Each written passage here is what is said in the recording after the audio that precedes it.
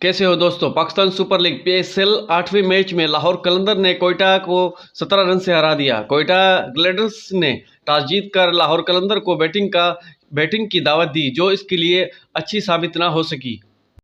लाहौर की जानिब से इनिंग का आगाज किया मिर्जा बेग और फकर जमान ने। लाहौर कलंदर की पहली विकेट 5 रन के मजमूई स्कोर पर गिरी, जब फकर जमान 4 रन बनाकर आउट। इनको अहमद आसिफ ने रन आउट किया। लाहौर की दूसरी विकेट 13 रन पर गिरी, जब मिर्जा बेग 2 रन बनाकर आउट हुए। कलंदर को तीसरा नुकसान 16 रन के मजमूई स्कोर पर उठाना पड़ा, जब साम ब्लेनिंग 2 रन बनाकर आउट हुए। हसन तलात 28 रन के मजमूई स्कोर पर पवेलियन लौट गए। लाहौर की पांचवी विकेट अब्दुल शफीक की गिरी, जो वो 15 रन बनाकर 45 की मजमूई स्कोर पर पवेलियन लौट गए। कप्तान शाहीन शाह अफरीदी लाहौर के आउट होने वाले छठे खिलाड़ी थे। इन्होंने 16 रन बनाकर रन आउट हुए। लाहौर को सातवां नुकसान डेविल वेजी की सूरत में उठाना पड़ा, जो 50 के मजमूई स्कोर पर पवेलियन लौट गए।